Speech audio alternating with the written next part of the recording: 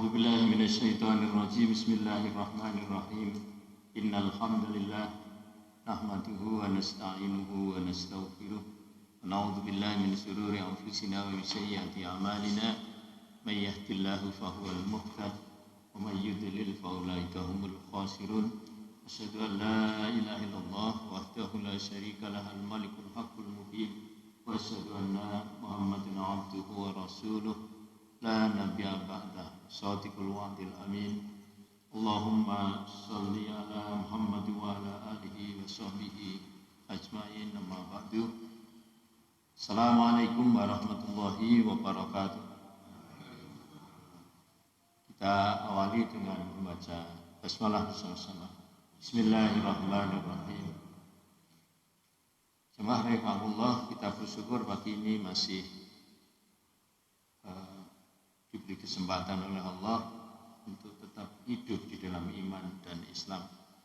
Oleh karena itu kita gunakan waktu sebaik-baiknya untuk menjaga iman Islam kita sebaik-baiknya. Pagi ini kita lanjutkan kajian hadis di dalam hadis riwayat Bukhari Muslim muttafaq alaih. Disebutkan dari Jarir bin Abdullah Nganjari bani Abdullah radhiyallahu anhu qala Rasulullah sallallahu alaihi wasallam man la yarhamin nasa la yurhamu wa muttafaqun alaih. Dari Jarir bin Abdullah berkata, Rasulullah sallallahu alaihi wasallam bersabda, orang yang tidak menyayangi manusia tidak disayang Allah. Teman sekalian, ini hadis pendek tapi isinya luar biasa. Karena Nabi SAW memerintahkan tentang kasih sayang, tentang cinta. Dan semua orang pasti terlibat. Jadi disampaikan di hadis ini, kalau orang tidak mencintai orang lain, tidak menyayangi orang lain atau manusia, Allah maka tidak akan menyayanginya. Nah, jemaah sekalian, cinta itu ada dalam setiap hati manusia. Cinta atau kasih sayang ada dalam setiap hati manusia. Apakah itu cinta kepada suami, istri, anak, kepada harta, kepada ilmu, kepada negara atau bangsa, atau yang lain-lain. Jadi di dalam Al-Quran disebutkan surah Al-Imran yang 14. Jadi A'udzubillahi minasyaitonirrajim yuzinna linnasi bisyahwati minan nisa'i wal banina wal qanatiril muqantarati minadh dhahabi wal fiddati al-ayah. Dijadikan indah dalam pandangan manusia itu keinginan atau kecintaan kepada an-nisa itu wanita. Jadi katakanlah kepada lawan jenis, laki perempuan, perempuan ke laki-laki. Kemudian juga cinta pada anak-anak. Jadi anak-anak, kemudian juga cinta kepada harta. Apakah harta itu dalam bentuk emas, perak, kuda pilihan, kemudian peternakan, binatang ternak, pertanian. Nah, jadi setiap diri manusia itu cinta, senang kepada itu semua. Tapi diingatkan Allah, dzalika mata'ul hayatid dunya wa wallahu indahu husnul ma'ab. Itu hanya sekedar nikmat di dunia. Di ayat lain, ad-dunya itu mata'ul ghurur. Dunia itu nikmat yang menipu. Itu hanya kenikmatan dunia yang bisa menipu. Dan di sisi Allah tempat kembali yang baik. Nah, ini menunjukkan setiap diri kita ada rasa cinta. Nah, Mengapa ada rasa cinta? Karena Allah SWT menitipkan, meminjamkan rasa itu ke hati manusia. Sedangkan Allah itu adalah Ar-Rahman, Ar-Rahim. Allah itu Maha Pengasih, Penyayang. Allah itu Al-Wadud, yang Maha Mencintai. Sehingga Allah itu menjadi sumber dan pemilik kasih sayang, sumber dan pemilik cinta, sumber dan pemilik kasih sayang atau cinta. Kemudian rasa itu dipinjamkan, dititipkan di setiap hati manusia dan bahkan setiap hewan pun juga. Sehingga kita punya rasa cinta. Nah, jemaah sekalian, maka salah satu bentuk cintanya atau sasaran cinta itu ya cinta ke orang lain. Orang lain itu macam-macam. Jadi menyayangi orang lain, manusia lain itu ya bisa orang tua, ayah, ibu, bisa suami, istri, anak, cucu, kakek, nenek, kakak, adik, atau teman, atau tetangga, atau sahabat, atau guru misalnya, atau yang lain-lain.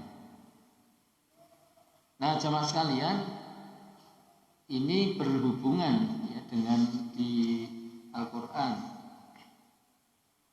di surah Taubah. Taubah ada dua ayat yang bergandengan, ini terkait 23 dan 24.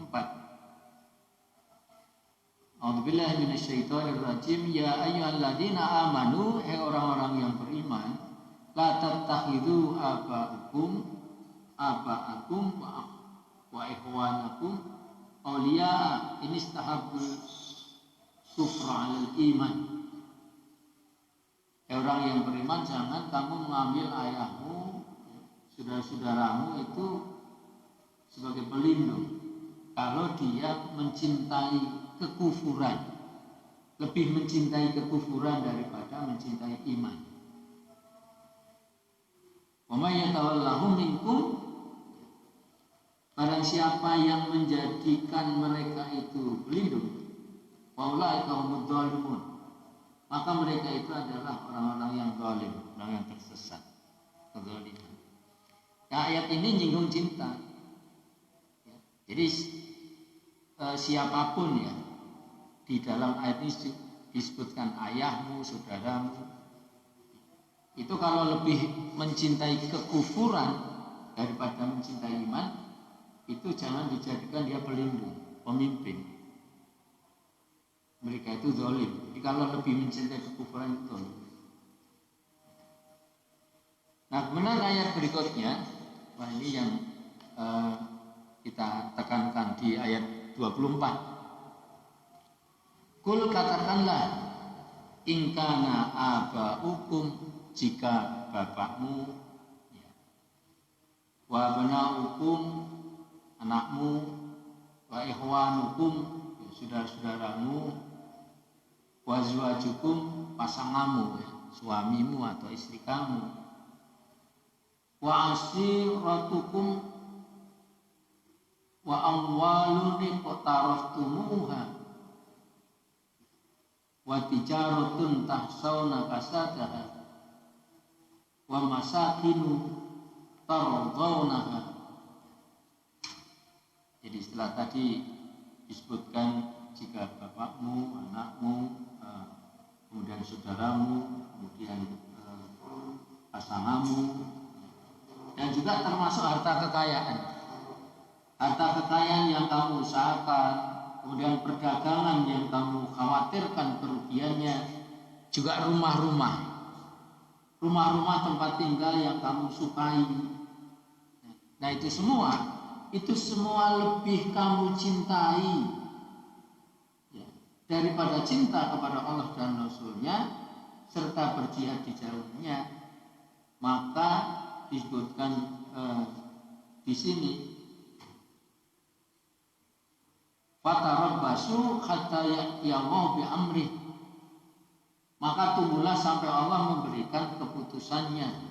Wallahu la yahdil qaumal fasikin, dan Allah tidak memberi petunjuk kaum yang fasik. Jadi jamaah sekalian, ayat ini ya mengancam kita sebenarnya. Kalau kerabat kita ya, apakah orang tua, anak, saudara, ya, bisnis, rumah, pokoknya keduniaan, itu lebih kita cintai daripada Allah dan Rasulnya, dan berjuang di jalannya, tunggu keputusannya Allah. Tunggu keputusannya Allah itu bisa keputusan balasan. Karena orang-orang itu lebih mencintai dunia daripada mencintai Allah dan Rasulnya misalnya. Maka ya tinggal tunggu balasannya Allah. Ya berupa balasan siksa, apakah itu di dunia sekarang ini atau nanti di akhirat. Nah, ini berhubungan dengan ayat sebelumnya tadi. Kalau ada manusia yang lebih mencintai kekufuran daripada iman, dia adalah zalim. Mungkin pernah saya sampaikan, ada satu hadis, Allah itu akan memberikan siksaan langsung sekarang di dunia, dibayar cash sekarang dunia berupa balasan siksaan terhadap dua hal. Yang satu kezaliman, yang kedua adalah durhaka kepada orang tua. Jadi kalau ada orang durhaka pada orang tua, kemudian ada juga yang lain zalim, maka balasan siksanya itu sekarang di dunia ini. Tidak usah menunggu alam kubur maupun nanti di akhirat. Tunggu sekarang. Jadi jamaah sekalian, kalau misalnya di dunia ini ada banyak musibah-musibah, kecelakaan-kecelakaan dan sebagainya, itu kita harus mengoreksi diri. Ya, pasti ada kezaliman dalam diri kita. Termasuk contoh aja, jadi contoh misalnya jam 12 siang misalnya.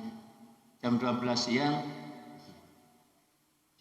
siang seorang laki-laki muslim dewasa itu seharusnya sudah di masjid Jumat jam 12 siang sampai setengah 1 katakanlah. Itu seharusnya sudah di masjid. Jadi melaksanakan rangkaian sholat Jumat. Tetapi saya kira masih banyak orang-orang yang mengaku muslim ya. Muslim dewasa, laki-laki apalagi. Nah itu masih bahasa kasarnya kelayapan di luar masjid. Apakah namanya di pasar karena sibuk sama bisnisnya, apakah di kantor atau di pabrik atau di mana, di jalan atau di mana lah, urusannya dengan dunia semua. Itu artinya apa? Yaitu dia lebih cinta dunia daripada cinta pada Allah. Nah jemaah sekalian, inilah nanti yang akan diancam oleh Allah SWT. Kemudian maka karena cinta itu sasarannya banyak, cinta kepada apapun, maka kita harus buat prioritas yang saya kira pernah saya sampaikan dulu, gambar tentang piramida terbalik. Jadi piramida terbalik, ada kotak paling atas, ya. Kemudian di bawahnya, kotak di bawahnya lebih kecil, lebih pendek, di bawahnya lebih kecil, lebih pendek, di bawahnya lebih kecil, lebih pendek, di bawahnya lebih kecil, akhirnya membentuk piramida tapi terbalik. Nah, kotak yang paling atas itu cinta kepada Allah. Cinta kepada Allah, kemudian kotak-kotak di bawahnya itu cinta kepada selain Allah. Jadi misalnya selain kita, misalnya yang belum nikah ya jumluwan, jumluwati itu ya. Jadi setelah cinta pada Allah dan Rasulnya, paling tinggi Allah, Rasulnya, kemudian di bawahnya cinta kepada orang tua, kepada ibunya, kepada bapaknya, kemudian yang lain-lain. Kemudian kalau sudah berubah tangga, tetap nomor 1 cinta pada Allah, pada Rasulnya, kemudian baru kepada mungkin suaminya, istrinya, anaknya dan sebagainya. Kemudian cinta kepada Allah yang paling tinggi itu mewarnai ke bawah, menjiwai ke bawah. Mewarnai ke bawah, menjiwai ke bawah artinya apa? Cinta kepada Allah itu mewarnai semua cinta. Cinta kepada Allah itu menjiwai semua cinta. Nah, kalau dilanjutkan gambarnya itu akhirnya menjadi satu kotak. menjadi satu kotak, yaitu kotak cinta kepada Allah. Jadi cinta itu dalam kajian tauhid uluhiyah la ilaha illallah, la ilaha illallah itu salah satu konsekuensinya adalah la mahbuba illallah. La ilaha illallah, tidak ada Tuhan yang disembah kecuali Allah. Itu salah satu konsekuensinya dari 10 konsekuensi adalah la mahbuba illallah. Tidak ada yang dicintai kecuali Allah. Jadi sesungguhnya cinta itu hanya satu, dalam arti satu kotak. Kemudian cinta-cinta yang lain, cinta-cinta kepada apapun itu seharusnya dimasukkan ke kotaknya Allah tadi. Sehingga semua cinta kepada tadi suami, istri, anak, ya, saudara, orang tua, cinta kepada harta, cinta kepada jabatan, cinta kepada ilmu, cinta pada negara. Semua cinta itu cinta dalam rangka cinta kepada Allah. Semua cinta itu cinta karena Allah. Jadi cinta kita kepada apapun itu harus cinta karena Allah. Cinta dalam rangka cinta kita kepada Allah. Termasuk misalnya cinta pada harta. Kita mencintai harta itu ya karena Allah. Jadi karena Allah menciptakan manusia itu memang punya keinginan untuk tadi, kebutuhan tadi.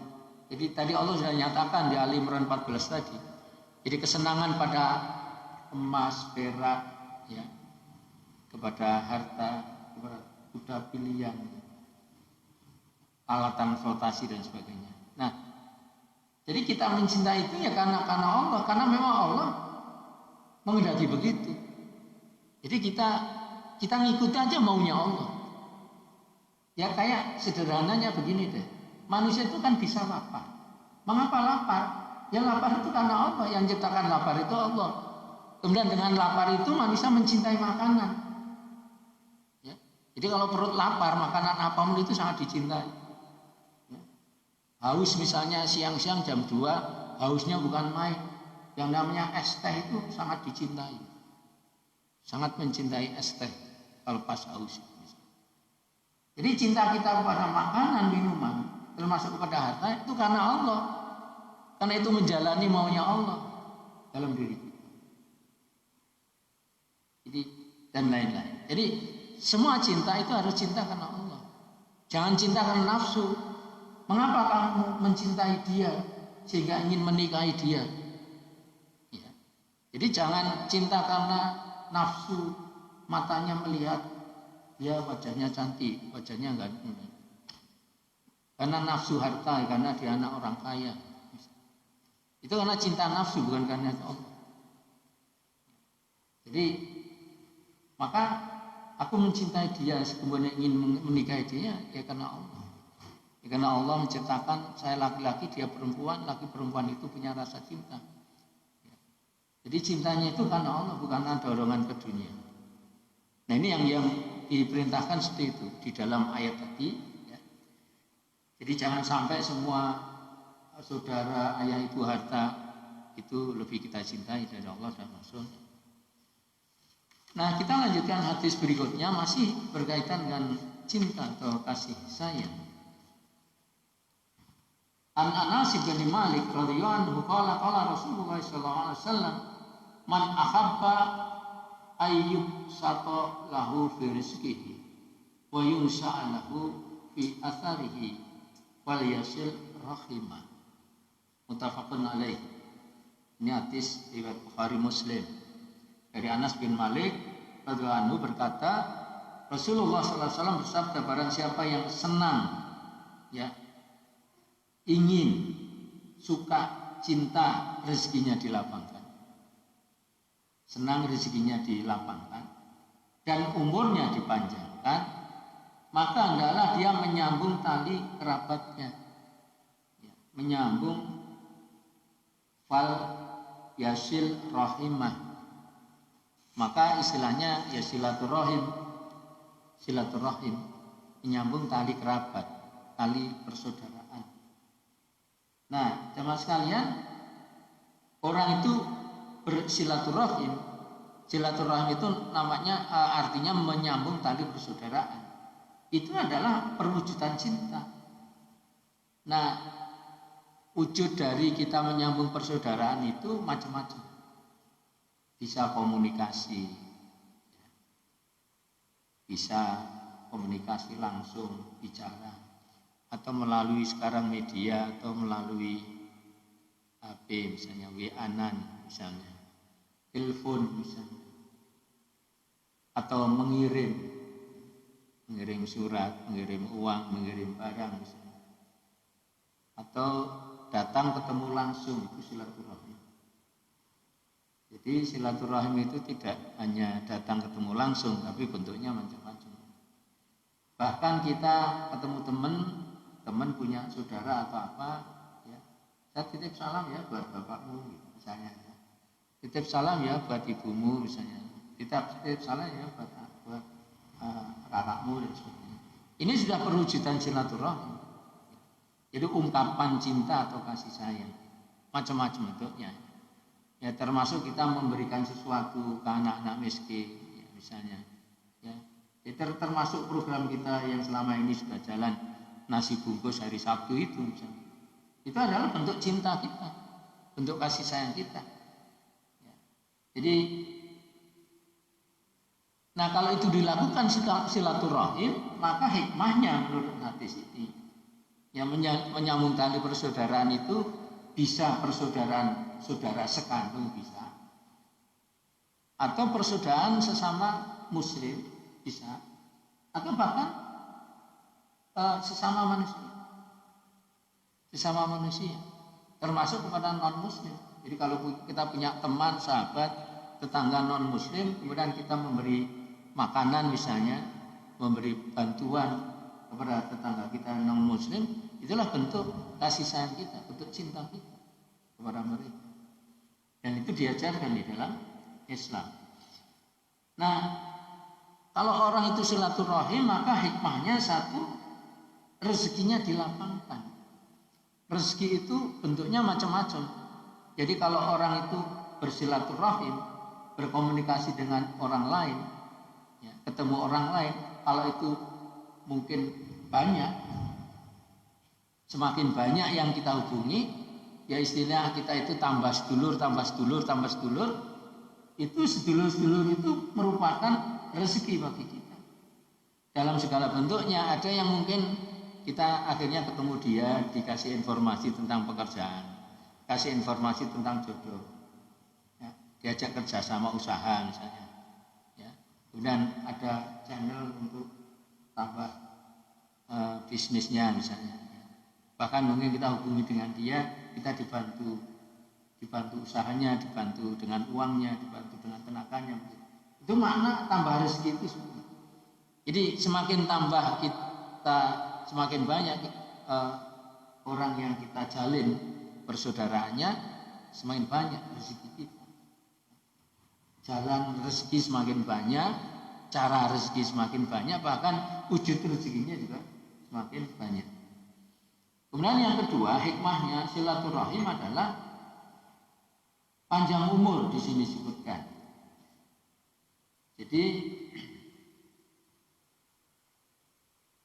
disebutkan di sini wa yunsa'alahu fi athari, diartikan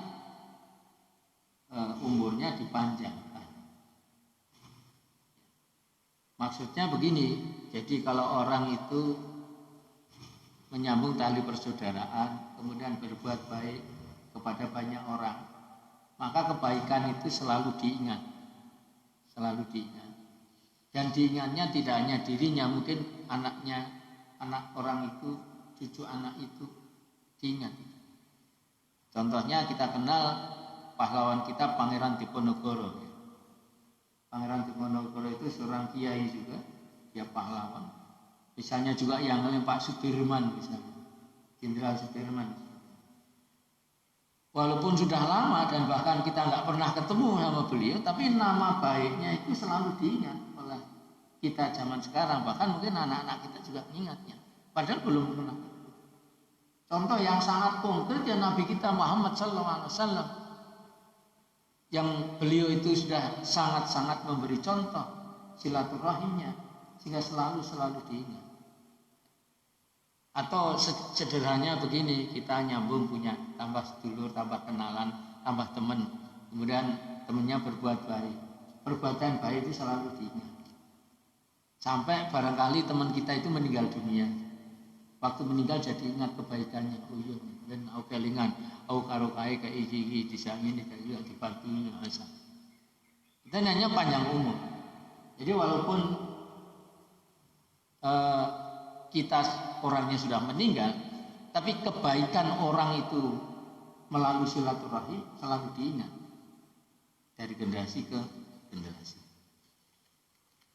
Nah, jemaah sekalian, satu lagi masih soal cinta. Dan Abi Musa al-Ash'ari radhiyallahu anhu qala Rasulullah sallallahu alaihi wasallam al-mar'u ma'a man ahabba, muttafaq alaih.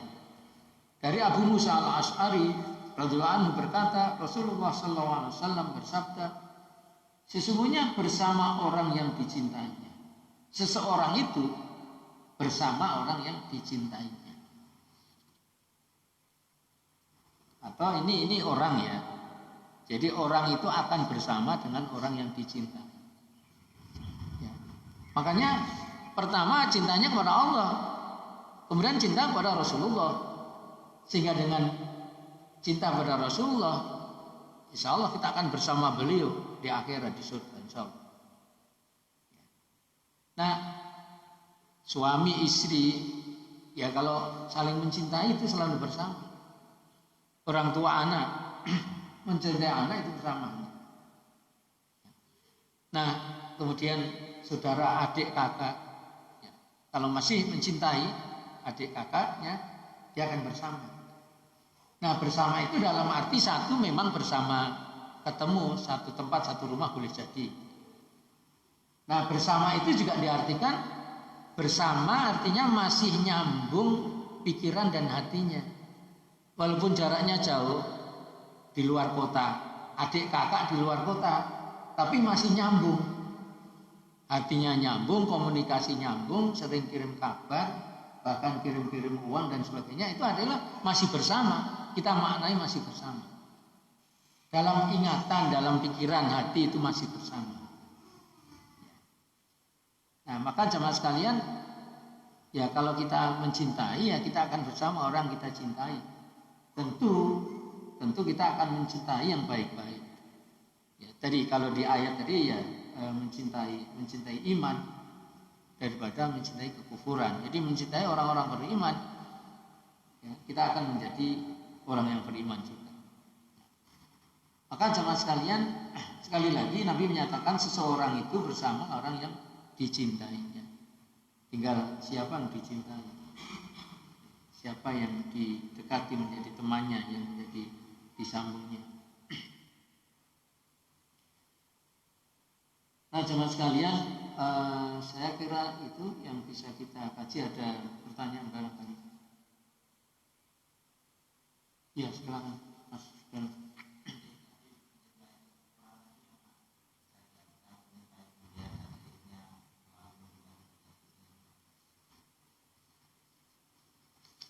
Jadi apakah mencintai kekufuran itu juga dimaknai mencintai keduniaan gitu ya?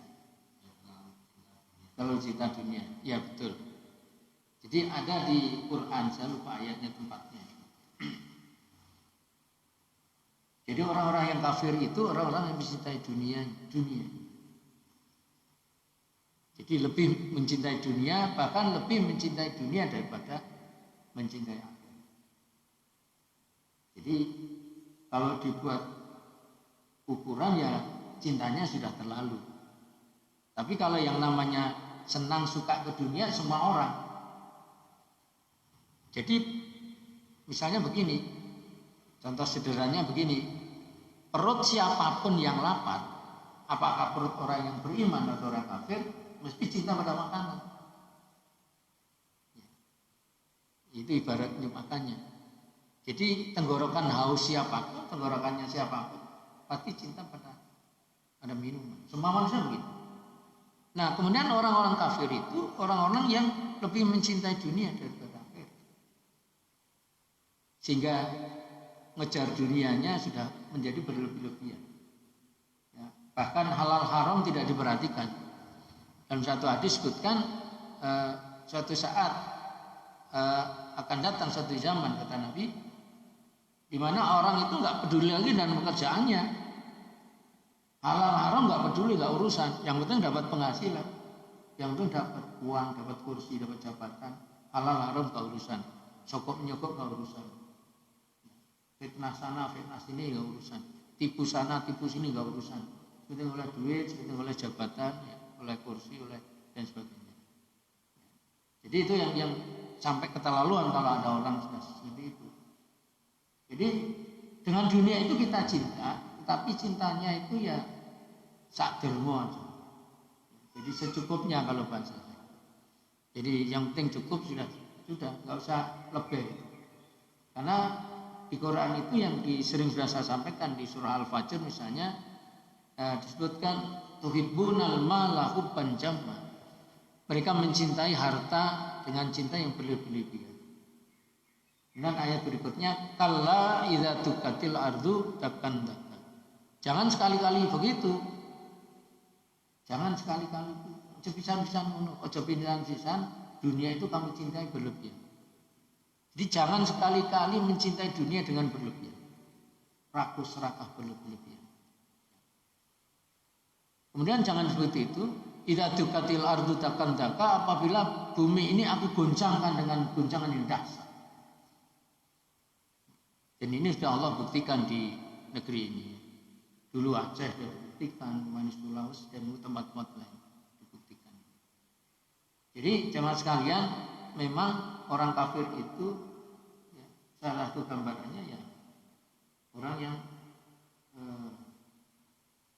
terlalu mencintai dunia. Jadi berlebihan, rakus serakah. Jadi sudah punya gaji puluhan juta masih korupsi sekian miliar. Jadi membeli mobil sampai miliar. Orang mung siji tok akeh banget itu. Padahal ya sekali nyopir ya cuma satu mobil kan. Enggak akan mungkin digandeng-gandeng. Jadi itu saya kira. Jadi terlalu mencintai dunia itu memang ya bentuk kekufurannya. Ada yang lain?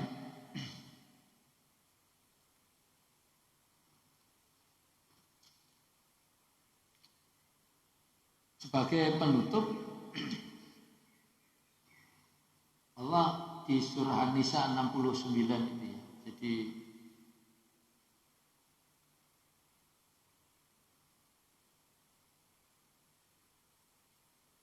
dan barang siapa yang mentaati Allah dan Rasulnya, jadi wa may yuti'illah wa rasulah,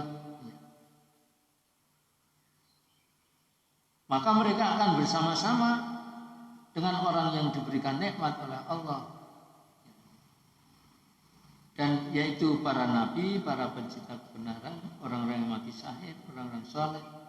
Mereka teman sebaik-baik teman mereka. Jadi yang disebutkan tadi, orang itu bersama orang yang dicintainya.